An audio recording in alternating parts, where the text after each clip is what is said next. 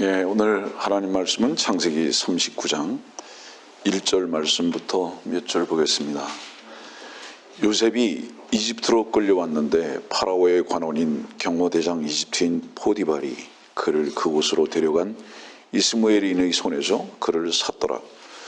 주께서 요셉과 함께 하셨으며 그가 형통한 사람으로 그의 주인 이집트인의 집에 있었으니 그의 주인은 주께서 요셉과 함께 하심을 보았고 또 주께서 그가 하는 모든 일을 그의 손안에서 번성케 하신 것을 보았더라. 요셉이 그의 목전에서 은혜를 얻어 그를 섬기니 그가 요셉을 그의 집을 관리하는 관리인으로 세워 그가 소유한 모든 것을 그의 손에 맡기니라.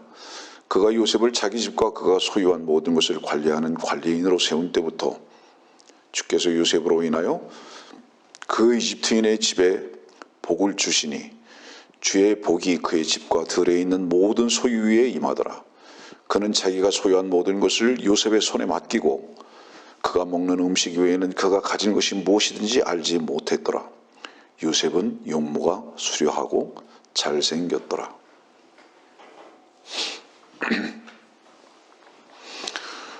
여러분들이 성경을 볼 때에 많이 조심해야 하는 부분들이 있지만 오늘의 말씀을 여러분들에게 증거하기 전에 이 창세기 39장을 봐야 하는 관점을 잠깐 먼저 소개를 해야 합니다. 그 이유는 뭐냐면 그렇지 아니하면 사실적 관계와 세상적 가치관에서 이 말씀을 해석할 수밖에 없는 한계가 있기 때문입니다. 모든 성경은 하나님의 감동으로 된 것입니다. 여러분들 보세요. 여기 지금 감옥이 나옵니다.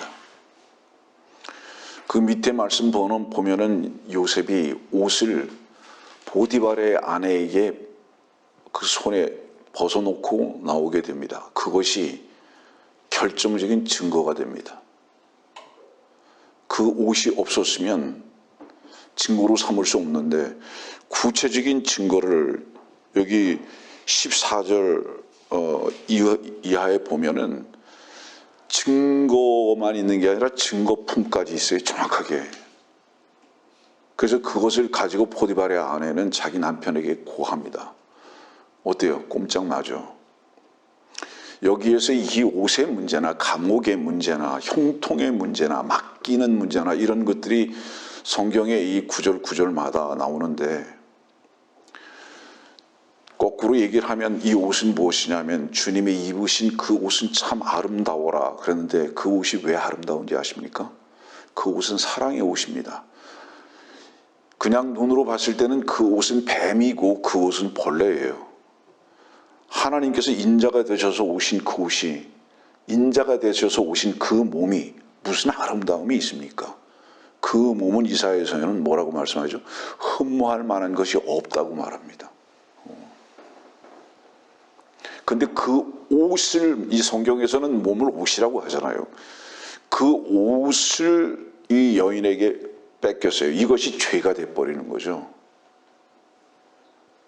우리들의 육신이 죄 아래 있을 수밖에 없는 이거. 그분이 인자가 되셔서 오신 이유는 무엇이냐? 우리의 육신을 대표하고 있거든요. 이것이 죄의 분명한 증거인 거예요. 주님께서 죄인이 되셨다는 것은 오셨을 때부터 인자의 몸을 입고 오신 거예요. 사람의 모양으로 오셨다는 거죠.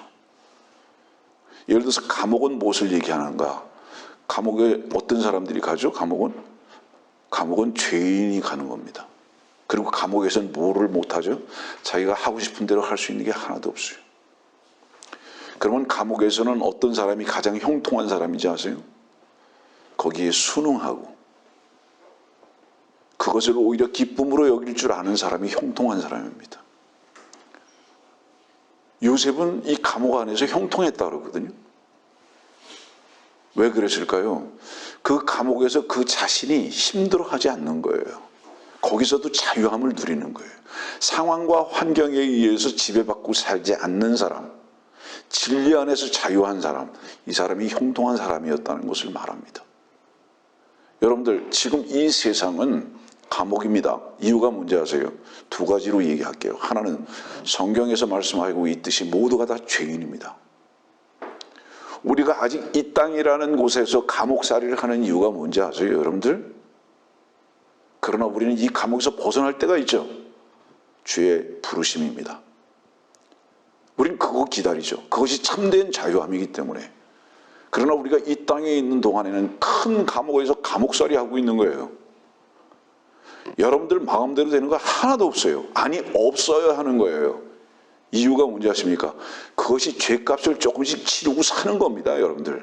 그 죄값을 조금씩 치르고 산다는 것은 주님께서 죄를 제거하신 거하고는 또 다른 부분입니다. 우리가 날마다 주님께 맡겨져야 하고 의탁해야 하는 것을 가르쳐 주는 거예요. 우리는 감옥이라는 곳에 살고 있거든요, 이 지옥에. 이 요셉은 이 포디발의 아내가 매일, 여기 말씀 보니까 뭐라고 하죠? 10절 말씀 보니까 그녀가 날마다 동침하자고 얘기해요. 날마다. 이건 뭐죠? 세상이 우리들에게 날마다 사랑을 나누자고 얘기합니다. 감옥에 있으면서, 이 세상이라는 감옥에 있으면서 날마다 우리와 세상과 하나 되자고 그렇게 요구하는 거예요. 주님께서는 죄와 상관없으셨고 세상에 의해서 지배받지 않으셨습니다. 세상 사랑하지 않으셨어요. 말씀으로 물리치셨던 분입니다. 이 말씀을 여러분들에게 먼저 정의하는 이유는, 정리해 주는 이유가 뭐냐 하면, 창세기 39장에 있는 감옥이나 동침의 문제나 이런 문제들을 사실적인 관점에서 해석하고 보려고 하는 육신적인 타성들이 이 성경의 말씀을 오해할 수밖에 없는 곳으로 간다 이 말이에요. 그렇기 때문에 우리 이렇게 살지 말자 이렇게 말한단 말이에요. 이것은 새로운 죄의 어떤 다짐으로 가는 거예요. 이렇게 살지 말자가 왜 죄인지 압니까, 여러분들? 자기 자신을 속이는 거기 때문에. 하나님께 나아갈 수 있는 그 길을 스스로 차단하는 것이기 때문에 그것이 죄의 본질이다 이 말이에요. 우리는 각오를 다질 수 있는 존재들이 아니고, 다짐을 할 수 있는 존재들도 아니고, 우리가 유일하게 발견되어야 할 존재로 어떻게 발견되어야 하느냐면 항복, 이것으로 발견되어야 할 자들인데도 불구하고 우리는 이런 말씀을 통해서 이렇게 하지 말자 저렇게 하자 이렇게 다짐만을 한다 이 말이에요. 하나님께서 이 말씀을 기록하신 이유는 무엇이냐? 우리들에게 다짐을 하기 위해서 이 말씀을 주신 것이 아니라 요셉을 통해서 주 예수 그리스도의 초상화를 우리들에게 보여주시기 위해서 그러셨다 이 말이에요. 주님께서 바로 이 요셉과 같이 사셨다 이렇게. 주님은 팔리셨잖아요. 그리고 주님이 이 감옥이라는 세상에 오셔서 어때요? 죄수들을 섬겼지 않습니까? 맞잖아요. 요셉은 감옥이라는 곳에 들어가서 죄 없이 들어갔잖아요. 억울하게. 그러나 요셉이 억울해하지 않았던 이유는 무엇이죠, 여러분? 주님께서 억울해하지 않으셨던 것과 동일한 거예요. 그리고 감옥에서 오히려 요셉은 죄인들을 섬겼습니다. 죄수들을. 주님께서 종같이 지금도 우리를 섬기고 계신 거예요. 나중에 말씀드리겠지만 많은 사람들은 이렇게 오해합니다. 우리가 주님을 섬기는 것이라고. 거짓말하지 마세요. 우리가 주님을 섬기는 것이라고 여기는 사람들은 주께서 우리를 섬기시는 것을 누리지 못하고 있기 때문에 그렇습니다. 주께서 지금도 죄인인 우리를 섬기고 계심을 아는 사람들은 내가 주님을 섬긴다라고 감히 말 못합니다. 주님께서 우리를 섬기시기 위해서 하늘 보좌를 버리시고 이 땅에 오셔서 죄인인 지금 우리를 섬기고 계시다. 어떤 사람들만 이것을 알까요? 하나님의 말씀 앞에서 참으로 죄인이 무엇인가를 발견하는 사람들. 그런 사람들은 주님께서 나를 위해서 섬기고 계시다는 것을 알게 됩니다.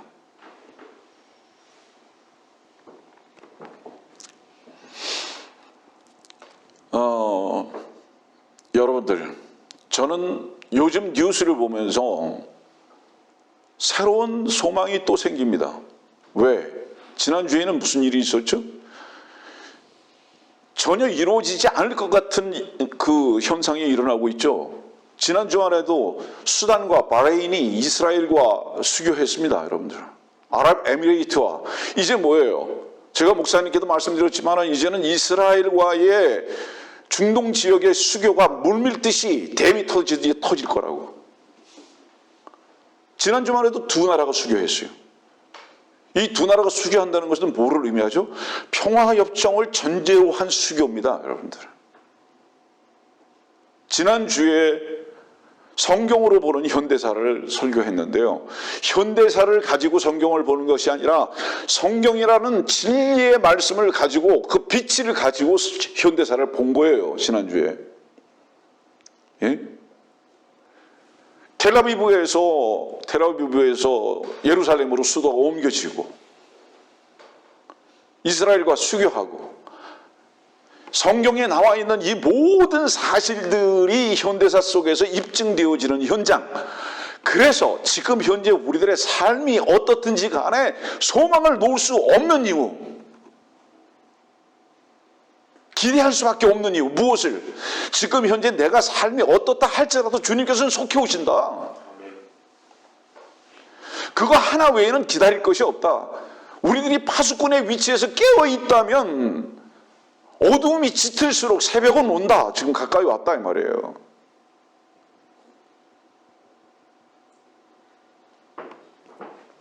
이것이 지난주에도 저에겐 큰 위로의 뉴스였습니다. 다 왔다. 다 왔다 이제.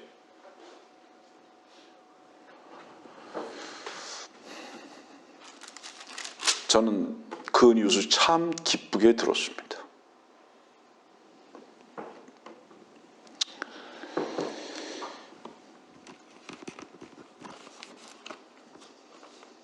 여러분들, 믿는다는 게 뭡니까? 성도들은 다른 표현으로 얘기해서 믿는 사람들이라 그렇게 얘기하는데, 이 믿는다는 게 뭐죠? 뭘 믿는 거예요?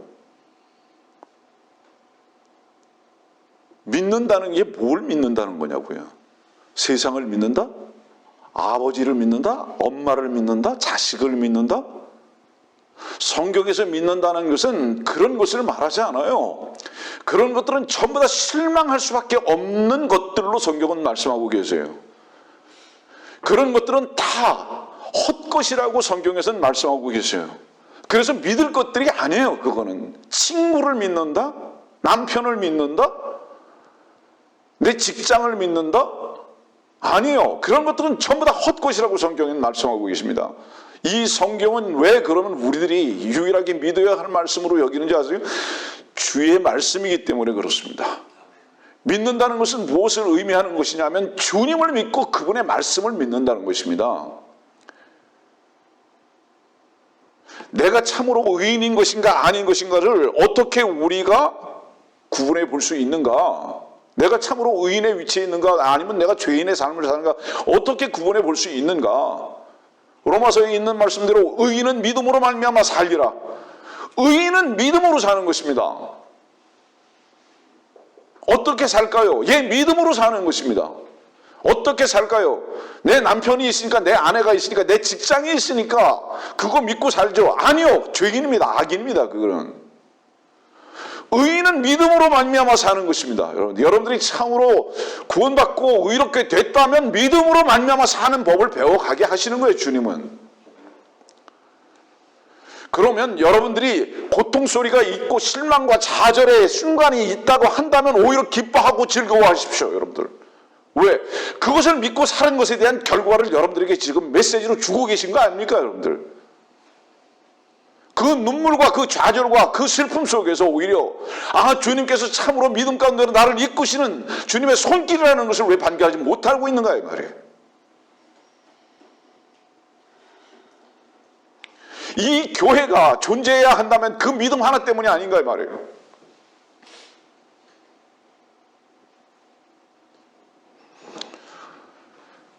이 부족한 종이 설교를 한다면 이유가 무엇인가? 이 말씀이 하나님의 말씀이라면 이 말씀 앞에 순종하는 자들이 있기를 원한 것이 아닌가? 아니면 이 교회는 이 문을 열 필요가 없다 이 말이에요. 이 교회를 통해서 목사가 월급 받는가? 이 교회를 통해서 목사가 무엇인가를 개인적으로 얻으려고 하는가? 아니다. 유일한 이유는 뭐냐? 말씀이 선포되고 그 말씀 앞에 순종하는 무리들이 모이기를 원해서 이 교회는 존속하고 있다.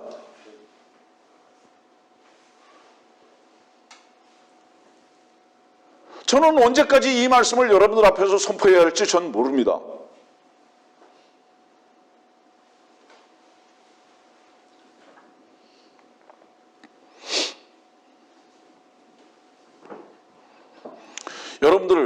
계제에 말합니다. 설교의 말씀은 카피가 아닙니다.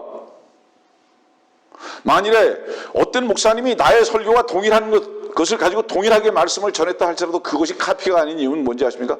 카피는 뭐가 카피인지 아세요? 죽은 것은 카피입니다. 아무리 밀랍 인형이 똑같이 만들어졌다고 할지라도 그것은 카피라고 그러는 거예요. 세상의 책들은 똑같이 인쇄가 돼도 그거는 카피입니다. 아무리 박사학위 논문을 똑같이 잘 썼다 할지라도 그것은 카피입니다. 그러나 하나님의 말씀은 똑같이 설교한다 할지라도 카피가 아닌 이유는 뭔지 아십니까? 생명은 카피가 될 수 없기 때문인 거예요. 네? 유일하게 카피가 될 수 없는 것은 생명입니다. 쌍둥이도 그래서 카피가 아닌 거예요. 70억의 인구가 눈이 다 똑같은 것 같지만 두 개가 있는 것 같지만 카피가 될 수 없는 것은 개체이기 때문입니다. 교회는 그러기 때문에 유기체이기 때문에 카피가 될 수 없는 거예요. 하나님의 말씀도 마찬가지입니다. 우리가 성경을 인용할 수는 있지만 카피할 수 없는 이유는 성경은 살아있기 때문입니다. 여러분들은 설교 말씀을 통해서 카피를 듣고 있는가? 아니면 살아계신 하나님의 말씀을 듣고 있는가?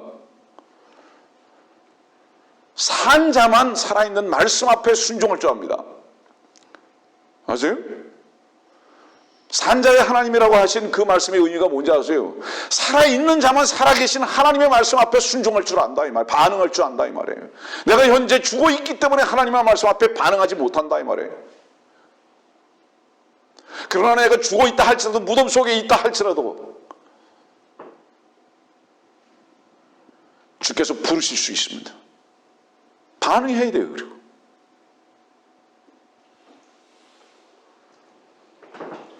무엇을 믿는가? 여러분들이 왜 주님을 믿지 못하는가?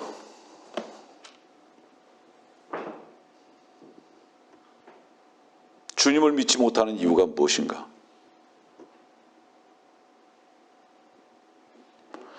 여러분들이 사랑에 빠진 것들은 믿습니다. 여러분들이 부모를 왜 믿고 자식을 왜 믿고 남편을 왜 믿고 돈을 왜 믿는지 아세요? 사랑하기 때문에 믿는 거예요. 돈을 믿어요. 언제 날아갈지 모르는데. 내 주변에 있는 피를 믿어요. 왠지 아세요? 사랑하기 때문에. 주님을 왜 못 믿는지 아십니까, 여러분들? 주님을 사랑하지 않기 때문에. 사랑을 하게 되면 전쟁은 뭔지 아세요? 자기 자신을 향해서는 바보가 됩니다. 주님을 사랑하게 되면 자기 자신에 대한 계산을 할 수가 없어요. 조건을 따질 수가 없어요. 왜냐하면 사랑은 사랑하신 그분께서 이미 아무 조건 없이 우리에게 다가오셨을 뿐만 아니라 우리를 위해서 대신 죽으신 것에 근거하기 때문입니다. 그분이 바보셨기 때문에, 그분이 계산을 하실 수 없으셨기 때문에 우리를 위해서 죽으셨고 사랑을 확증하신 것이 아닌가 이 말이에요. 여러분들이 그 사랑의 눈이 멀었다면 우리 자신도 세상도 눈멀 수밖에 없습니다.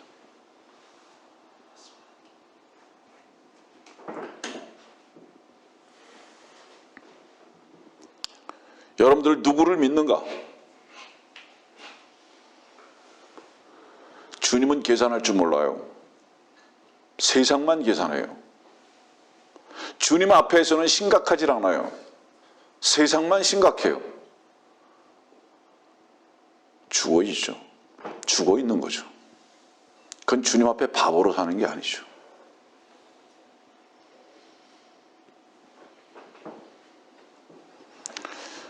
주의 사랑 앞에 만일에 빠져 있는 사람이 있다면 자기 자신과 세상에 대해서는 둔감합니다. 사랑에 빠져보세요. 결코 둔감해질 수밖에 없어요. 여러분들 맡긴다는 게 뭐죠?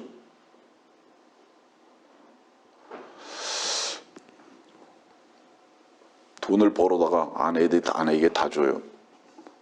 돈을 벌어다가 남편에게 다 줘요? 돈을 벌어다가 부모에게 다 줘요? 돈을 벌어다가 사랑하는 이에게 다 줄 수 있어요? 왜 그러죠, 여러분들? 그 사랑하는 이가, 그 남편이, 그 부모가 나의 보장이기 때문인 거예요. 아세요? 그 돈이 보장이 아니라 그 사랑하는 이가 나의 보장이기 때문에 다 내 자신이 이미 맡겨진 사람은 물질까지 다 맡길 수 있는 거예요. 예? 그래서 그로 말미암아 그 물질도 탈쓸 수 있고, 안 주면 안 쓰는 것이고, 주님께 맡겨진 사람은 주님이 나의 보장인 것을 분명히 믿기 때문에 주님께 맡겨지는 것입니다. 여기 오늘 말씀 보세요. 4절 말씀 보니까 그의 손에 맡기니라 그러고요. 6절도 그의 손에 맡기고 그러셨고요. 8절 말씀도 내 손에 맡기셨으니 했고요. 그 끝에 결론적으로 뭐라고 얘기합니까? 22절도 보니까 요셉의 손에 맡겼으므로 그가 맡아 처리하였기 때문이라 하였더라. 맡긴다. 계속 맡긴다. 여러분들은 참 요셉이신 주 예수 그리스도께 무엇을 맡겼습니까? 참으로 형통하기를 원하십니까? 참으로 보장된 삶을 여러분들이 살기를 원하십니까? 그분께 맡겨진 삶을 사시면 됩니다. 근데 그분이 나의 사랑의 대상이 아니에요. 믿을 만한 존재가 아니에요.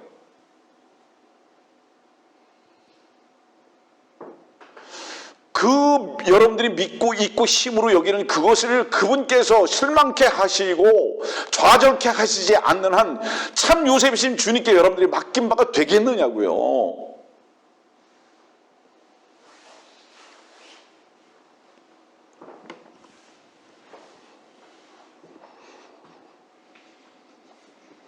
여러분들이 참으로 그리스도인이라면 주님 한 분 외에는 계산하지 않게 되어 있습니다. 주님 한 분께 나의 모든 운명을 맡기게 되는 것입니다.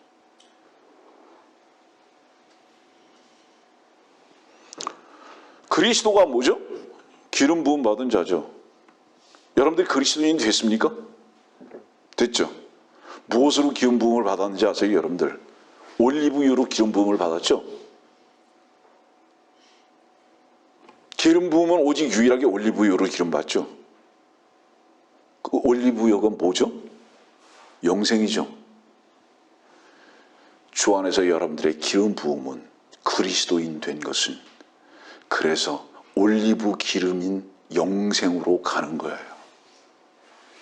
영원히 여러분들이 주님 안에서 하나일 수밖에 없는 보장이 이미 됐는데, 근데 그 그리스도에게서 나의 머리이신 그분께서 나의 보장이기를 원하고 몸이 맡겨져야 하는데 이것을 맡기지 못하고 살고 있다면 이걸 뭐라고 해야 되는 겁니까, 여러분들? 이걸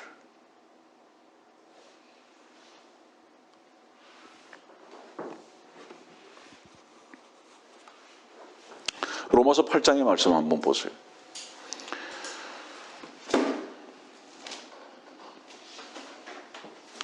로마서 8장 30절입니다.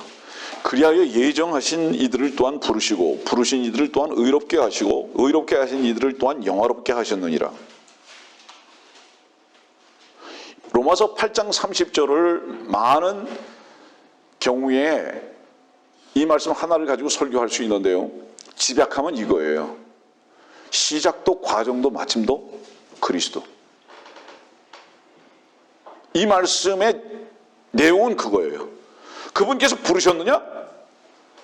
그분께서 지금 너희를 이끌어가고 계시고 하셨느니라. 이게 뭐죠? 시작하신 분이 결론도 내셨다 이 말이에요. 결론 내신다 이 말이에요. 우리가 몸부림쳐서 뭐 되는 거 아니다 이 말이에요. 여러분들이 이미 의롭게 되었습니까? 그분의 부르심 가운데 반응했습니까? 지금 현재 여러분들의 위치가 어디에 있든지 간에 그분께서 하셨느니라. 그분이 마치실 것이다 이 말이에요. 굶기시든지 먹이시든지 핍박을 받든지 춥든지 덥든지 그분이 함께 하실 것이다 이 말이에요. 내가 억울하든지 너희가 지금 눈물이 있느냐? 그 눈물은 내가 아는 눈물이다 이 말이에요. 너희 지금 고통이 있느냐? 내가 아는 고통이다. 내가 안다는 것은 무엇을 의미하는지 아세요, 여러분들? 그 고통과 그 눈물이 너를 영화롭게 할 것이고 그것이 너를 기쁘게 할 것일 뿐만 아니라 그것이 너를 치유하게 하는 것이다. 너 혼자만이 아니다. 내가 알고 있다 이 말이에요. 내가 시작한 일이고 지금 현재 내가 그 과정에 함께하고 있다 이 말이에요. 이것을 주님께 맡기고 믿는 자들은 바로 이 말씀 하나 가지고 우리는 무슨 위로를 삼아야 하는 것입니까? 나는 왜 이래가 아니라 주님께서 하셨구나 지금도.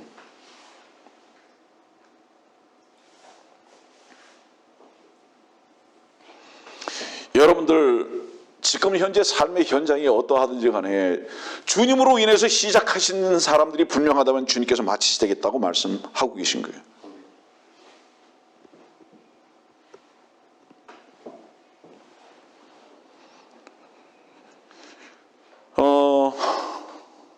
요셉 오늘 창세기 39장 잠깐 주목해 보세요. 팔렸어요. 억울해요. 어디 갔죠 이제? 아니 색동 옷을 입은 사람이 갑자기 어때요? 죄수 옷으로 바꿔 입었어요. 팔려가지고 감옥에 들어갔어요. 창세기 39장은 요셉에게 어울리는 말씀입니까 지금? 요셉에게 어울리는 말씀이냐고요? 요셉에게 전혀 어울리지 않는 말씀이에요. 누구에게 어울리는 말씀인지 아세요? 지금 힘들어하고 고통스러워하고 혹여 원망을 하고 있는 당신에게는 어울리는 말씀이에요. 창세기 39장이. 당신은 마땅히 감옥에서 그렇게 살아야 되는 거예요. 우리는 이 땅에 있는 동안에 그렇게 살 수밖에 없는 존재인 것이에요. 이 말씀 속에서. 그러나 주님은 어울리지 않는 거예요. 그런데 주님께서 감옥에 우리와 함께 계신 거예요. 지금. 그런데 주님께서는 아무 이유 없이 이 감옥에 오셔가지고 지금 이렇게 계시는데 우리를 섬기고 계시는데 그리고 주님은 형통하다고 말씀하시는데 자유롭죠? 생각해 보세요. 제가 예전 수년 전에도 그 말씀 전했는데 감옥에서 형통해봤자 뭐가 좋은 거예요 도대체가. 이 말씀 듣고 끝에도 보세요. 23절 말씀도 보세요. 주께서 형통하게 하셨기 때문이더라. 아니 감옥에서 간수가 인정해주면 뭐 하는 겁니까 여러분들? 아니 거기서 형통해봤자 그 감옥 안에서 뭐를 먹을 것이고 얼마나 환경이 좋을 것입니까 여러분들? 형통은 뭐죠? 아까도 말했지만 감옥에서 나오는 거죠. 그래야 자유함이 있으니까. 그러나 이 감옥 속에서도 형통했다는 것은 무엇을 의미합니까 여러분들? 요셉은 제한받고 살지 않았다 이 말이에요. 이런 환경과 상황 속에서도 자유함을 누렸다 이 말입니다. 여러분들 왜 힘든지 아세요? 힘든 이유가 뭔지 아세요? 섬김을 몰라요. 주님 안에서 섬김을 모른다고요. 자기 이기적으로만 살기 때문에 힘든 겁니다 여러분들. 힘든 이유는 그거예요. 우리가 찬송할 수 없는 이유, 감사할 수 없는 이유는 환경이 좋지 않기 때문이 아니라 이기적이기 때문에 그런 거예요. 이기적이기 때문에. 하나님 앞에서 나의 존재를 보세요. 불평할 수 있는가? 눈물을 흘릴 수 있는가? 감사할 수밖에 없는 위치로 발견되지 않겠는가 이 말이에요.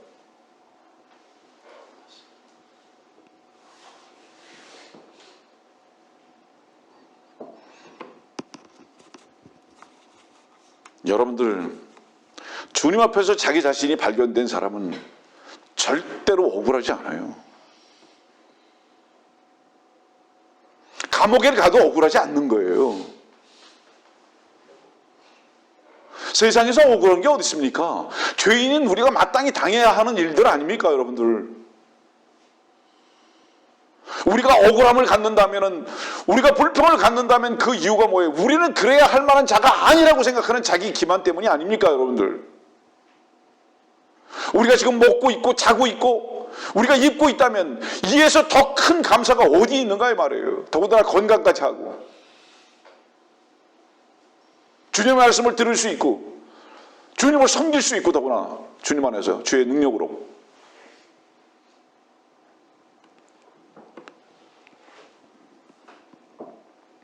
창세기 39장은 요셉의 위치에서 볼 때는 아주 절망적인 곳으로 시작하는 거예요. 요한복음 7장을 보겠습니다. 7절 말씀 보면 세상이 너희는 미워할 수 없으나 나는 미워하나니 이는 내가 세상에 관하여 그들의 그 일들이 악하다고 증거하기 때문이라. 아까도 말씀드렸지만 감옥에 왜 가게 되죠?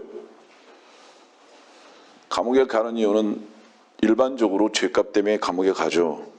죄 때문에 그렇습니다. 물론 간혹 보면 정치범도 있고요. 양심수도 있고요. 그죠? 간혹 요셉과 같이 억울한 사람도 있어요. 네. 아니 간혹 있어요. 요즘도 뉴스 나오는 거 보면. 그래서 수십 년 동안 감옥에 살다가 나중에 그것이 사실이 아닌 것으로 밝혀지는 사람들.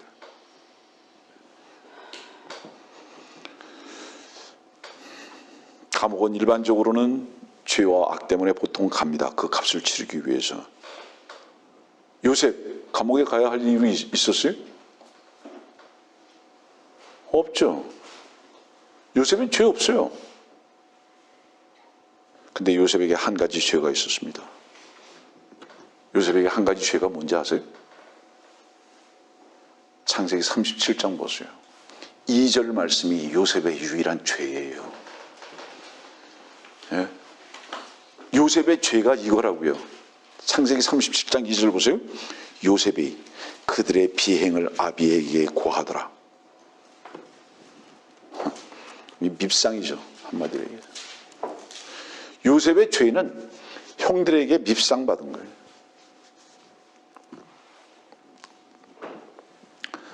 다른 11명의 형제들은 어때요? 자기들끼리 다 괜찮죠. 이유가 뭘까요? 도둑질도 같이 하고 죄도 같이 지니까. 그러니까 어때요? 다 친구죠. 근데 요셉은 뭐 어때요? 형들의 비행을 고해요. 이 죄 때문에 지금 감옥 간 거예요. 요셉은. 이 죄 때문에 팔려서 감옥 갔다 이 말이에요.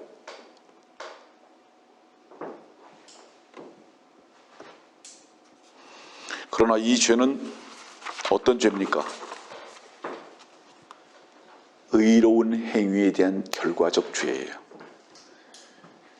이 죄는 의로운 행위에 대한 결과적 죄라고요.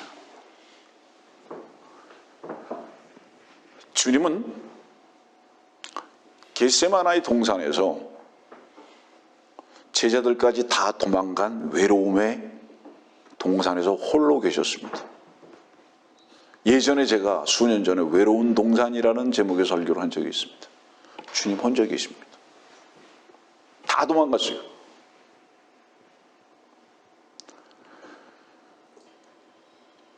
침례인 요한은 예루살렘 성에 안에서 화려하게 살 수 있는데도 불구하고 광야에 있습니다.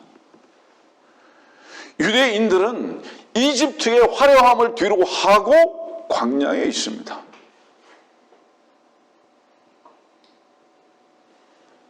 사도 요한은 모든 것이 차단된 반모섬에 있습니다. 요셉은 아버지와 형제들과 떠나서 홀로 외로이 감옥에 있습니다. 무엇 때문에? 이 사람들의 공통점은 뭔지 아세요? 의로움을 선포하는 것이었습니다. 사도 요한도 침례인 요한도 주 예수 그리스도께서도 요셉도 의로움을 선포하는 이 죄 때문에 십자가 지시고 그 죄값을 치르신 겁니다. 그런데 사도행전 24장 말씀 한번 봅시다. 사도행전 24장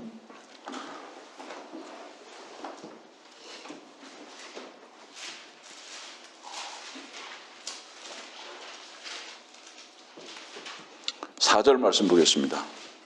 그럼에도 내가 당신께 더 이상 폐가 되지 않으려 하오니 간략하게 우리의 말을 들어주시는 관용을 바라나이다.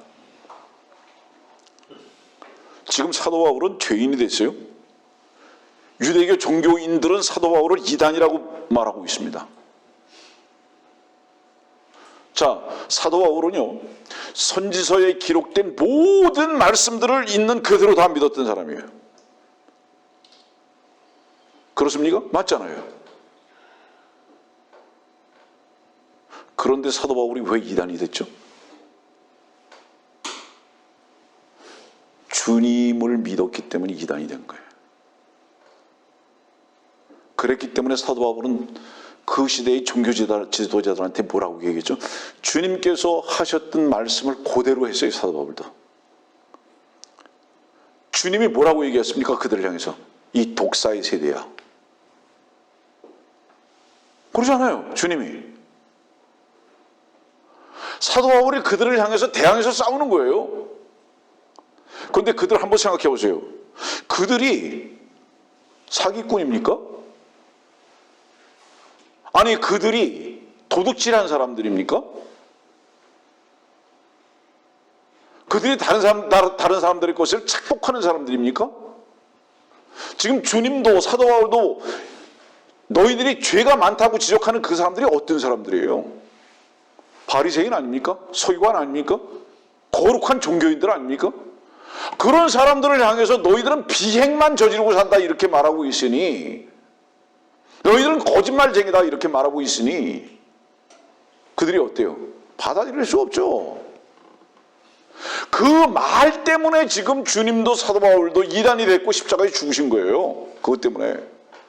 지금 요셉은 형들의 비행, 이게 뭐예요? 주님은 그 형제들이에요. 유대인들이에요. 같은 유대인. 그 형제들의 비행을 하나님 아버지 앞에 너희들은 이런 존재라고 지금 지적하고 있는 거예요. 이 교회가 이상한 교회가 된 이유 중에 하나가, 가장 큰 이유가 뭔지 아세요, 여러분들? 인간적으로 최선을 다해서 의롭게 살라고 하는 자들, 구제하고 교회에 충성하려고 하는 자들을 향해서 위선이라고 하고 그것이 죄라고 하고 그것이 악하다고 하니까, 그러니까 어때요? 그러니까 이 교회가 왕따가 당하는 거예요. 다른 거 없어요. 그거 하나 때문이에요. 우리도 당신들하고 똑같습니다. 그러면 이 교회는 사람들로 아마 차고 넘칠 것입니다.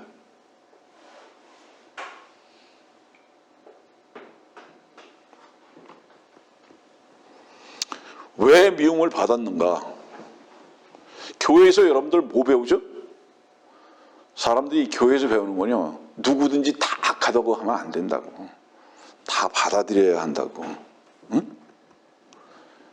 지난주에 또 아주 멋있는 뉴스가 하나 나왔죠. 천주교 교황이 동성애 부부도 형제래요. 그래서 내가 그 뉴스를 보면서 아멘. 저 빈정거리는 거예요. 왜 아멘 그랬는지 아세요? 네 애비는 함이니까. 천주교 교황의 애비는 함이니까. 최초의 동성애자가 네 애비니까. 그러니까 이제 마지막 때가 딱 와버리니까 네가 함의 일을 하는구나. 형제래요, 형제.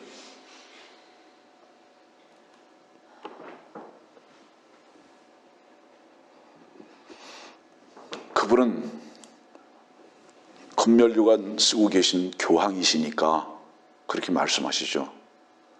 그러나 주님은 벌레가 되셔서 오셨어요. 여러분들이요, 교황이 쓴 검멸류관을 이 땅에 있는 동안에 쓸 생각하지 마세요. 이 땅에 있는 동안에 잘 살라고 하고 높은 지위 얻으려고 하고 남들 못지않게 살려고 하는 목표 자체가 마귀적인 목표입니다, 여러분들. 그것 때문에 좌절하고 슬퍼하는 것 자체가 주님의 눈물이 무엇인지를 모르는 소치입니다, 여러분들. 주님은 벌레가 되셔서 오셨는데, 종의 형체를 입고 오셔서 우리를 섬기고 계시는데, 빌립보서에 있는 말씀대로 그것들이 텔레비에 나오니까 우리들이 목표가 그것이 되고 싶죠.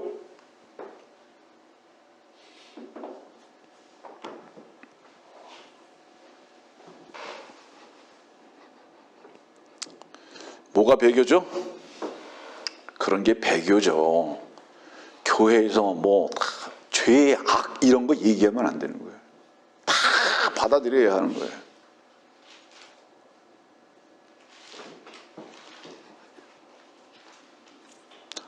하나님께서 말씀을 통해 가지고 의인을 악하다고 말씀하시는 거예요. 그 죄인이라고 말씀하신다면 이유가 뭐죠? 가르쳐 주시는 거죠. 너 착각하지 마. 창세기 3장 늘 말하죠. 무화과나무 잎으로 옷을 해 입었어요. 그 안에는 뭐가 있죠? 열왕기 하에 있는 말씀대로 나만에게 얘기한 그대로 아이 멋진 투구 쓰고요. 갑옷 입고요. 칼 차고요. 마루에 딱 올라앉아가지고 물러거라 하고 가는데 근데 그 속에는 뭐가 있는 거예요? 그 속에는 문둥병이 있잖아요. 문둥병이 걸려 있잖아요.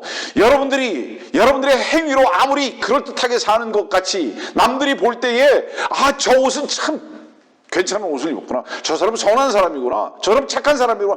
저 사람은 의롭게만 사는 사람이구나. 몸부림치면서 그것은 벗겨져야 할 옷이다. 그것은 무화과나무의 옷이다 이거예요.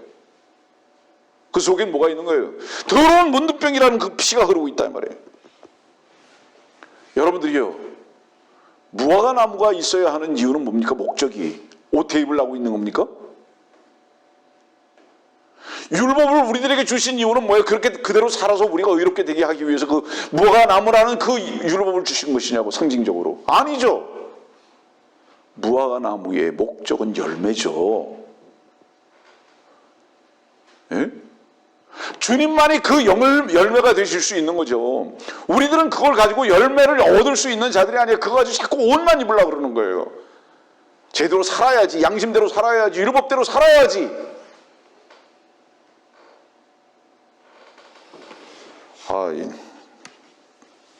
미안해요. 목소리를 높여서.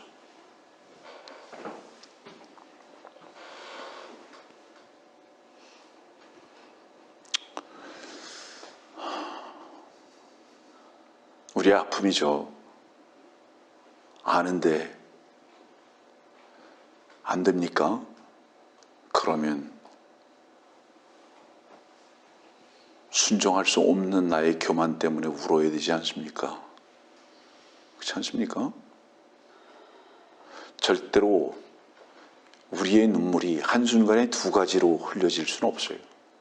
제일 심각하고 제일 지금 답답하거나 억울함이나 안타까움 때문에 항상 눈물을 흘리거든요. 제일 안타깝고 제일 힘들고 제일 정말 절박한 게 무엇인가? 주님 앞에 맡겨지지 않은 것이 해야 되지 않는가? 우리가 성전입니까? 우리 안에 주님이 계십니까? 데살로니가 후서 한번 봅시다. 2장에.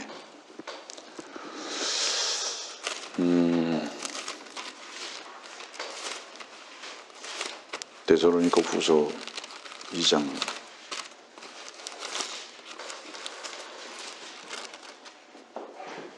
4절입니다. 그는 대적하는 자며, 그가 누구죠? 적그리스도죠. 그는 대적하는 자며. 왜 적그리스도니까 대적하는 거예요. 적그리스도. 대적하는 자며, 또 하나님이라고 불리는 모든 것과 숭배받는 대상 위에 자신을 높여 하나님의 성전에 앉아 하나님처럼 보여 자신을 하나님이라고 하느니라. 불순종하는 바로 당신입니다. 자기 안에 주님이 계시대요. 근데 실상은 누가 있는지 아십니까? 자기 자신이 하나님처럼 앉아 있어요.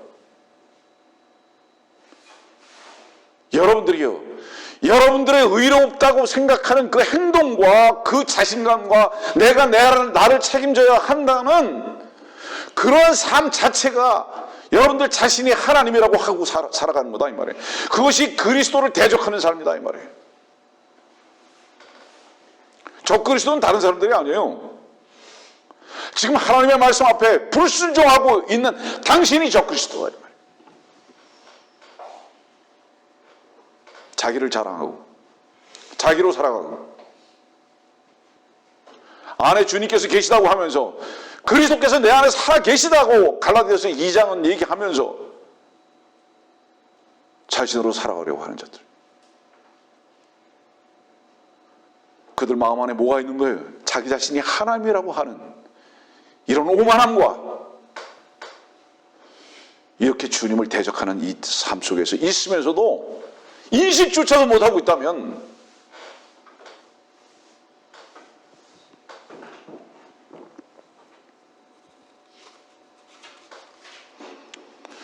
여러분들이 수백 편의 설교를 들어보셨을 거예요. 단 하루도 죄에 대한 부분을 다루지 않은 적이 없습니다. 이 목사는. 왜 그럴까요? 여러분들을 죄인 만들기 위해 했던 것입니까? 아니에요. 여러분들의 속에 있는 것을 밝혀 보여줬을 뿐입니다. 나와 여러분들에게 무엇이 있는지를 아느냐? 감춰져 있는 고상함으로 포장되어 있는 그것이 있다는 것을 가르쳐주고 있는 거예요. 설교 시간에. 무화과나무 뭐 잎으로 가리지 말라고. 벌거벗으라고 차라리.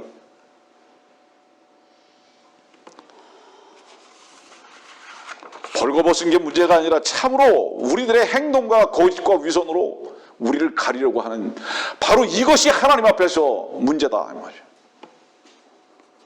하나님의 말씀은 의인을 죄인으로 만드는 말씀이 아닌 거예요. 다만 네가 죄인이라는 것을 가르쳐 주시는 겁니다. 그래서 죄에 대한 부분은 저주를 가르쳐 주는 것이 아니라 참 치유와 살아계신 주님께로 옮겨놓게 하기 위한 수단으로 그 말씀을 사용하는 거예요. 그런데 봐요. 요한복음에 있는 이제 수칼이라고 하는 곳에서의 우물은 없어졌어요. 영생물은 없어졌어요. 이제. 왜 없어졌는지 아세요 여러분들? 우물에 물을 퍼먹지 않으면요 그 우물이 말라요. 지나가는 나그네도 이제 그 우물 쳐다보지도 않아요.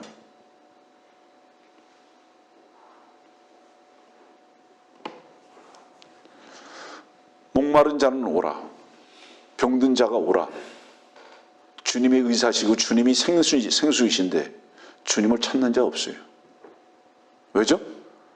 다 자기 자신으로 만족하고 살기를 원해요. 그래서 이 의정부의 우물도 닫아져야 하는지 모르겠어요. 그래서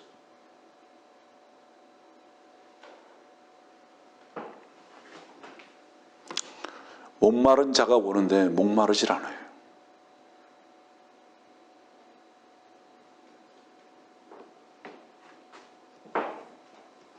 창세기 45장으로 가보십시오. 창세기 45장 4절입니다. 요셉이 그의 형제들에게 말하기를 내가 당신들에게 부탁하노니 내게 가까이 오소서 하니 그들이 가까이 온지라. 또 그가 말하기를 나는 당신들이 이집트에다 팔았던 당신들의 동생 요셉이니이다. 그러므로 당신들이 나를 이곳에 판 것을 이제는 슬퍼하거나 괴로워하지 마소서. 이는 하나님께서 생명을 보존하시려고 당신들 앞서 나를 보내셨음이니이다. 7절 말씀 보세요.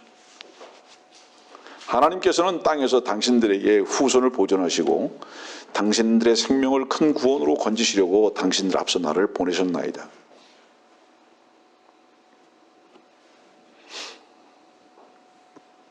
지금 이 형들하고 요셉하고 뭐가 다르죠? 요셉은 형제들을 보고 있는데 형제들은 요셉을 볼 수가 없어요.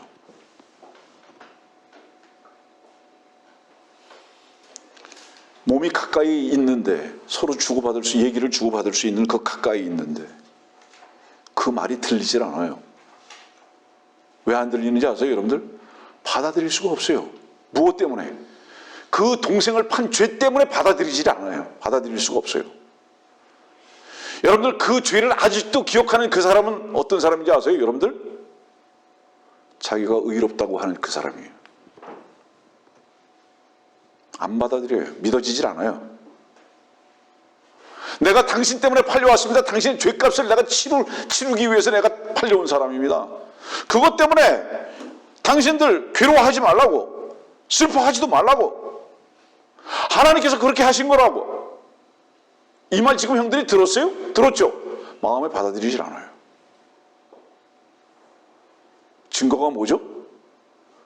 요셉의 눈과 형제들의 눈이 마주치질 않아요. 마음이 하나가 되지 않으면 눈이 마주쳐지지를 않습니다. 저 무슨 얘기로 눈 맞았다 그러죠? 여러분들 눈 맞은 이유는 뭔지 아세요? 마음이 맞았기 때문에 눈 맞는 거예요. 먼저 마음이 맞고 그 다음에 눈이 맞는 거예요. 왜냐하면 마음의 창이 눈이기 때문에. 형들이 요셉하고 눈이 맞으시지 않아요. 왜? 마음이 분리가 됐기 때문에. 사랑이 뭔지 아세요? 눈 맞는 거예요. 하나가 되는 거라고요. 여러분 창세기 보세요. 6장 보세요. 노아는 하나님의 눈에서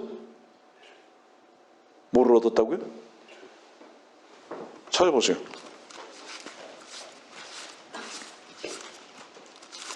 창세기 6장입니다.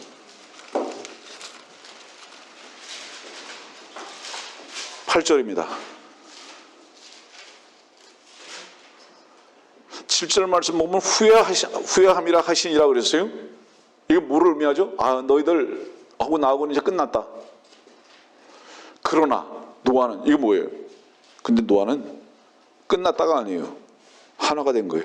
주의 눈에서 은혜를 찾았더라. 그럼 뭐예요? 주의 눈에서 은혜를 찾았다는 것은 뭐를 의미하죠, 여러분들? 노아의 눈이 주의 눈을 본 거죠. 세상을 본 게 아니에요. 사랑은 뭔지 아세요? 눈이 맞는 거예요.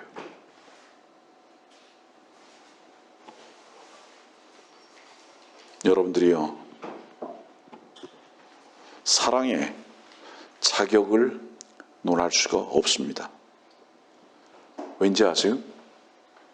사랑은 이미 모든 자격을 무산시켜버릴 수밖에 없는 출발이기 때문에 그래요.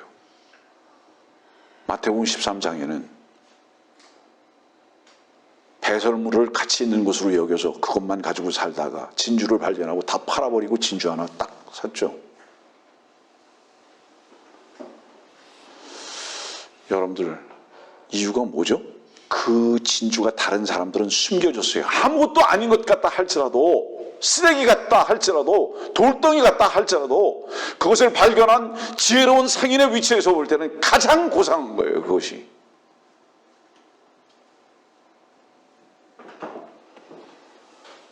사랑은 모든 담을 헐어버리는 거예요. 뛰어넘는 겁니다. 배설물이 진주가 되는 거예요.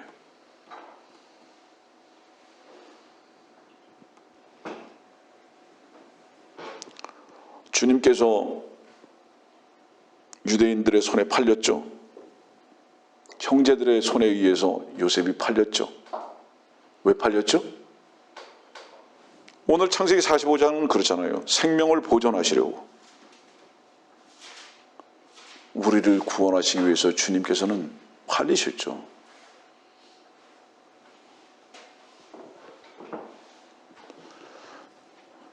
요한복음 3장 16절 하나님께서 세상을 이처럼 사랑하셔서, 간단하게 말합니다. 이처럼 사랑하셔서. 이처럼이 뭐죠? 14절에 있는 내용이죠. 뱀이죠. 하나님께서 뱀이 되실 만큼 이 말이잖아요. 하나님께서 뱀이 되실 만큼 사랑하셔서. 그 말씀의 뜻은 무슨 뜻인지 아세요? 사랑은 어떤 것도 제한하거나 그 사랑은 어떤 것도 조건적일 수 없다. 네가 뱀이라 할지라도, 네가 구독이라고 할지라도, 내가 하나님이고 내가 왕이라고 할지라도 이 사랑을 통제할 수 있는 것은 아무것도 없다. 계산될 수 없다. 이것은 유일하고 이건 참된 가치이기 때문에 그렇다. 너희의 모습이 네 자신이 볼 때 너가 뱀으로 보이고 구더기로 보인다 할지라도 사랑한다면 하나님께서 그거 하나 외에는 볼 수 없다. 나는 우리들이 이 사랑의 눈을 회복하길 바랍니다. 그래서 그 주님과 내가 하나인 것을 발견할 수 있는, 그래서 주님의 눈에서 은혜를 찾을 수 있는 자들이 된다면 주님께 여러분들은 모든 것을 맡기는 자들이 될 수 있을 것입니다.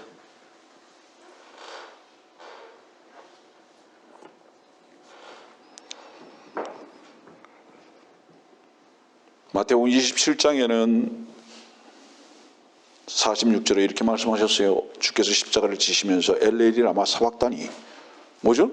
나의 하나님 나의 하나님 어찌하여 나를 버리셨나이까. 누가복음 23장 44절의 말씀은 그때가 제6시경이었는데 어두움이 온 땅을 제9시까지 덮더라. 하나님께서 아들 버리셨어요. 그래서 주님은 질문합니다. 어찌하여 나를 버리셨나이까? 어찌하여 나를 버리셨나이까? 이 뜻은 뭐죠? 하나님, 왜 그냥 내버려 두십니까? 하나님 능력자신데 왜 가만히 보고 계십니까? 지금 이 말이죠. 잠깐 주목하세요. 하나님 그러면 그 앞에 뭐가 붙죠? 사랑의 하나님 이렇게 붙죠. 그 다음에 예수님 그러면 그 다른 이름이 뭐죠? 순종하는 아들, 맡겨진 아들. 아브라함에게 이삭은 맡겨졌죠. 모든 운명이. 사랑과 순종은 함께 가는 길입니다. 분리되지 않아요. 주님을 사랑하고 주님의 사랑을 압니까? 반드시 함께 갈 수밖에 없는 거예요. 순종으로 화답하는 겁니다. 왜 나를 버리셨느냐고. 누가 버려져야 할 자들입니까? 말씀을 듣는 여러분들과 말씀을 전하는 제 자신 아닙니까? 버려져야 할 존재 아닙니까? 주님은 어찌하여 나를 버리셨나이까? 이 질문은 뭐예요? 주님, 하나님, 버려져야 할 자들은 지금 저 나를 창을 찌르는 저들 아닙니까? 의롭다고 하는 저들 아닙니까? 근데 어떻게 해서 나를 버리십니까? 그리고 나를 향해서는 어떻게 당신이 눈을 가려버리십니까? 다시 말하죠. 왜 그러셨을까요? 아들을 향한 그 눈을 죄인인 우리들에게 옮겨놔서 하나가 되지 아니하면 하나님의 사랑이 우리들에게 옮겨질 수 없음을 하나님은 아신 것입니다.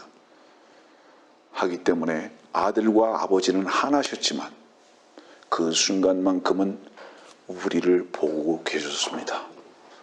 그 순간만큼은 아들을 향한 사랑을 눈을 감으시고 우리를 향해서 눈을 뜨셨다는 것을 의미하는 것입니다.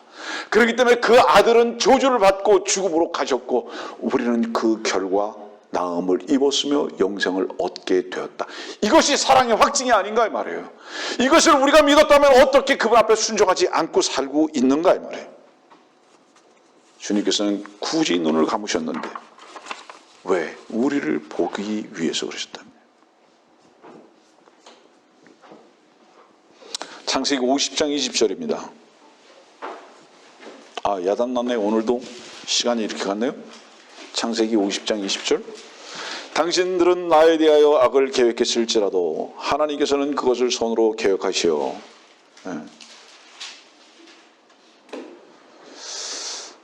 그 다음에 이제 당신들은 두려워 마소서. 내가 당신들과 당신들의 어린 것들을 양육하리이다 하고 그가 그들을 위로하며 그들에게 다정하게 말하더라. 다정하게 말하더라.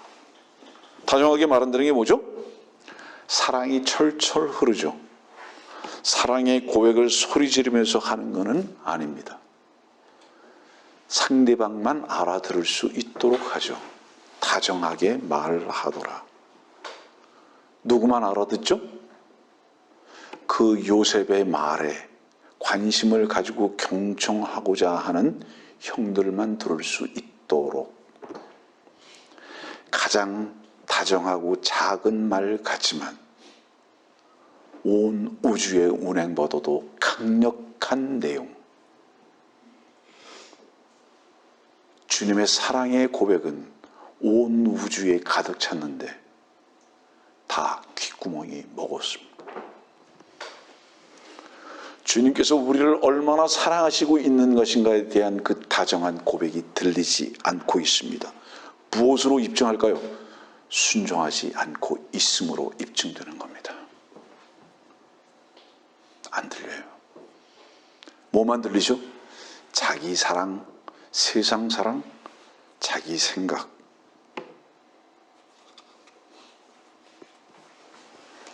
주께서 우리를 향하신 그 큰 사랑을 믿지 못하기 때문에 그 사랑은 우리들에게 무슨 말씀을 하는 거죠? 내가 너와 너희 식구들을 보장하겠다고, 내게 맡기라고. 안 들려요. 주님께서는 우리들에게 날마다 순간마다 그 다정한 말씀을 하시는데, 속삭이시는데, 고백을 하시는데 들리질 않아요.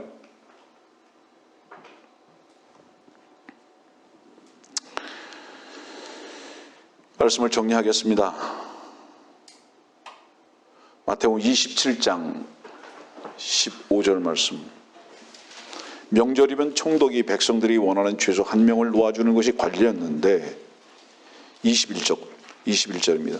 총독이 그들에게 대답하여 말하기를, 그들 중에서 내가 누구를 놓아주기를 원하느냐고 하니 그들이 말하기를 바라바니이다 라고 하더라. 질문할게요. 바라바 풀려났습니까? 예? 자유함을 얻었습니까?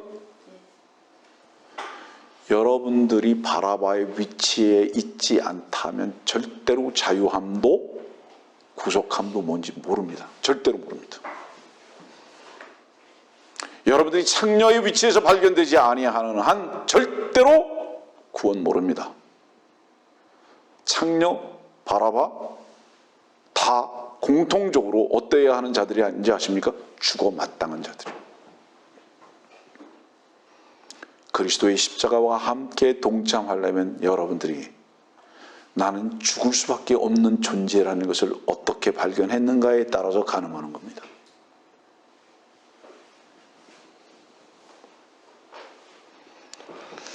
주님은 종과 같이 사셨죠? 주님 팔리셨어요. 주님 자신이 묶이셨어요. 죄인이 되셨다고.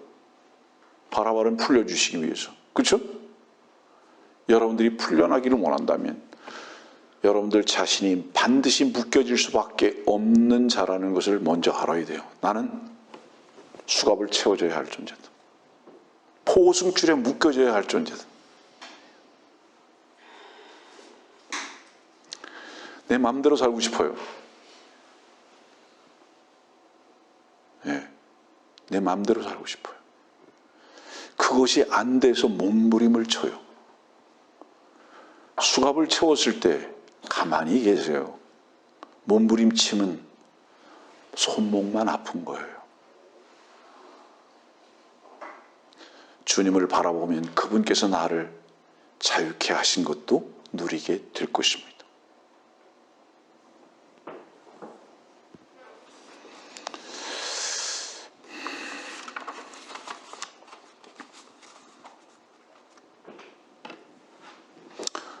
아까 처음에 말씀을 여러분들에게 질문한 그 말씀을 전하고 마치겠습니다.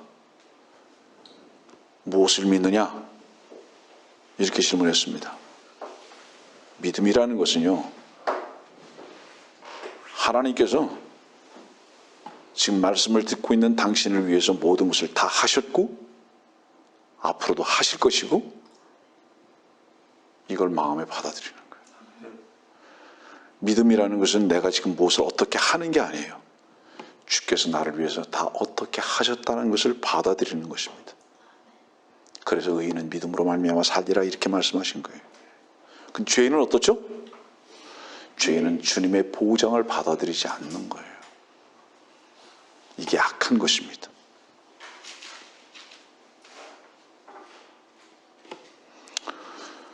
맡겨지지 않은 사람은 감사가 없습니다.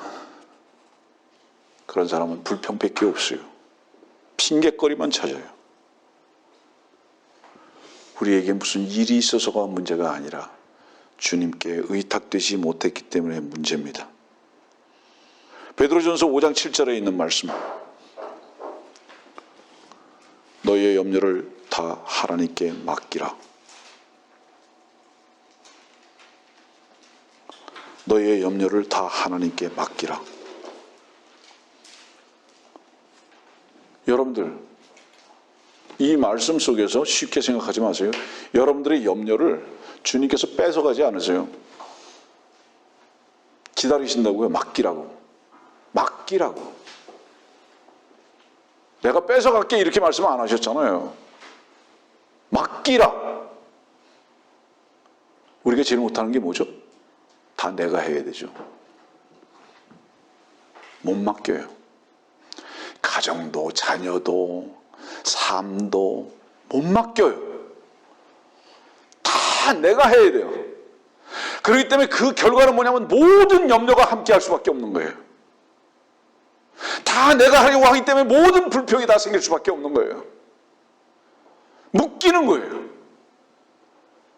주님께서는 맡기라고 말씀하시는 이유가 뭘까요? 내가 너희를 사랑했고, 내가 너희의 시작이었고, 내가 너희의 마침일 것이다고. 내가 너를 사랑한 걸 아느냐고. 나에게 맡기면 내 안에서 사는 삶의 보장이 무엇인지를 반드시 너는 알 것이라고. 성도들이여, 주께서 우리의 주인이십니다. 우리가 주님을 믿는 자들입니까? 우리가 의인이 됐습니까? 믿음으로 사는 자들이 돼야 합니다. 오늘 창세기 39장에 있는 말씀을 통해서 우리는 무엇을 볼 수 있습니까? 주께서 우리를 대신해서 모든 것이 되셨습니다. 그리고 우리에게 맡기라고 부탁하십니다. 요셉의 이 초상화를 통해서, 주님의 모습을 통해서 우리들에게 주시는 강력한 사랑의 다정하심의 고백을 들을 수 있는 겸손함이 우리들 가운데 회복되어야 할 줄 압니다.